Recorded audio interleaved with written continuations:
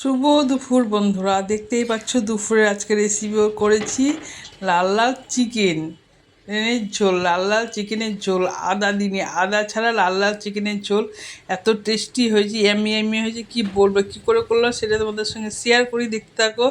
কড়াইতে তেল দিয়ে দিলাম, তেল দেওয়ার পরে তেলটা তেলে গেল, দিয়ে দিলাম আলুটা বেশ লাল লাল করে ভালো করে ভেজে নেবো। আর এদিকে মশলাটা করে নেবো, মাংসের মশলাটা করে নেবো। কাঁচা লঙ্কা আর শুকনো লঙ্কা দিলাম, দিয়ে পেস্ট হয়ে গেল, দিয়ে রসুন দিয়ে ভালো করে পেস্ট করে নিলাম। দিয়ে এদিকে মাংসটাকে ধুয়ে রেখে দিয়েছিলাম, দিয়ে লবণ হলুদ আর মশলাটা দিয়ে ভালো করে ম্যারিনেট করে রাখবো। দিয়ে সরষের তেল দিয়ে দিলাম। আজকের মাংসটা খুব সুন্দর, বেশ হাতেও নেড়ে খুব মজা পাওয়া যাচ্ছে। বেশ ছোবড়া ছোবড়া না, বেশ থলথলা তেল দিলাম। মাংসটা ভালো করে ম্যারিনেট করে রেখে দিলাম। এদিকে আলুটা ভাজা চাপিয়ে দিয়েছিলাম, বেশ কম বেশি লাল লাল হয়ে এলো, আর একটু লাল লাল হবে। আর বাদামি কালার করেতে আলু ভাজা কালারটা সুন্দর লাগে দেখতে, জানি তোমরা। আলুটা ভাজা হয়ে গেলে তুলে নিলাম। ওই তেলের মধ্যে দিয়ে দিলাম জিরে আর তেজপাতা, দিয়ে দিলাম পেঁয়াজটা বেশ বাদামি কালার করে ভেজে নেব, সুন্দর করে ভেজে নেব।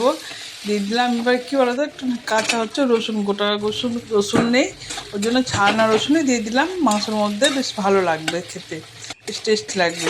পেঁয়াজটা অর্ধেক ভাজা হয়ে গেলে দেখতে পাচ্ছ, একটু চিনি দিয়ে দিয়েছিলাম। দিয়ে চিনি দেওয়ার পরে করেছিলাম, দিয়ে মাংসটা দিয়ে দিলাম। পেঁয়াজটা ভাজা হয়ে গেল, মাংসটা দিয়ে ভালো করে কষে রান্না করবো। এত সুন্দর মাংসগুলো আজকে নিয়ে এসে, আর খেতে যা হয়েছে জাস্ট ফাটাফাটি হয়েছে বন্ধুরা, একদম ইয়ামি ইয়ামি। দিয়ে মাংসটা অর্ধেক হয়ে যাওয়ার পরে আলুটা দিয়ে দিলাম, কেন আলুটা নাহলে সেদ্ধ হবে না। আর চিকেন তো তাড়াতাড়ি সেদ্ধ হয়ে যায়, কষতে কষতে সেদ্ধ হয়ে যায়, সেই জন্য আলুটা দিয়ে দিলাম। আলুটা দিয়ে ভালো করে কষে দেখতে পাচ্ছ রান্না করছি, জল ছেড়ে গেছে।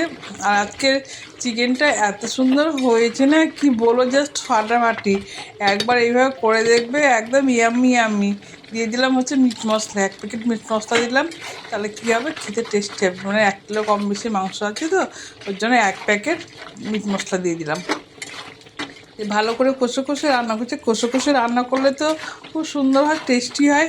আর কালারটা কত সুন্দর হয়ে আসছে, মনে হচ্ছিলো প্রথমে কালার আসবে না, তারপর কালারটা আস্তে আস্তে দেখো তেল ছাড়া ভাব হয়ে যাচ্ছে, আর দেখতে খুব সুন্দর লাগছে। আর মাংসটা যখন আমি নাড়ছি খুন্তি দিয়ে, এত সুন্দর লাগছে না, কি বলবো। তো যাই হোক, এবার আমি ধনে পাতা দিয়ে দিলাম। ধনে পাতা দিলে কী হয়, আর একটু টেস্টি হয়, বেশ ইয়ামি। ধনে পাতা দিয়ে যদি চিকেন রান্না করা যায় না, খুব সুন্দর হয়। আজকে আমি আদা ব্যবহার করিনি, আদা ছিল না, আর আদা নিয়েও আসিনি। ছেলে বলছিল আদা পেস্ট নিয়ে আসে, আমি না, নিয়ে আসতে হবে না। ধনে পাতা দিয়ে ভালো করে কষে নিলাম, দেখতে পাচ্ছি এত সুন্দর লাগছে না, খুবই সুন্দর লাগছে। এবারে একটু জল দেবো, আর একটু কষে নেওয়ার পরে জল দিয়ে একটু ফুটে উঠবে, তখন নামিয়ে নেবো। খুব একটা ঝোল করবো না, মাখো করবো আজকে। আর তোমরা ভিডিওটা কোথা থেকে দেখছো অবশ্যই কমেন্ট করে জানাবে। যাই হোক, আমি অল্প জল দিলাম, বেশি জল দিইনি, অল্প জল দিয়ে বেশ মাখো করবো। বেশি জল দিলে ঝোল ভালো লাগে না, মাখো হলেটা খেতে টেস্টি হয়। আর দেখছি কত সুন্দর দিয়ে এবার ফুটে গেছে, সেদ্ধ হয়ে গেছে আলুটা। দিয়ে দিলাম গরম মশলা দেওয়ার পরে এবার দেখতেই পাচ্ছি এত সুন্দর হয়েছে না, কালারটা দারুণ হয়েছে, ফাটাফাটি হয়েছে। তো যাই হোক বন্ধু, তোমরা আমার ভিডিওটা কে কোথা থেকে দেখছো অবশ্যই কমেন্ট করে জানাবে, ভালো লাগলে লাইক শেয়ার কমেন্ট করবে। আর যদি নতুন বন্ধু হয়ে থাকো আমার চ্যানেলটা সাবস্ক্রাইব করবে। আর যদি ফেসবুক থেকে দেখো আমার পেজটা অবশ্যই ফলো করে দেবে। আর আমার রেসিপিগুলো কেমন হয় কমেন্টে অবশ্যই জানালে ভালো লাগবে। আর ঝোলটা পাতলা করেছি, খুব একটা মশলা দিইনি, দেখতে পাচ্ছ। এই পাতলা ঝোল, লাল লাল চিকেনে পাতলা ঝোল করেছি, আর খেতেও টেস্টি হয়েছে, খুবই সুন্দর হয়েছে। আমি ভাবতে পারিনি রান্নাটা এত সুন্দর হবে, আর খুব গরমে দেখতে পাচ্ছ। যাই হোক, আর আমি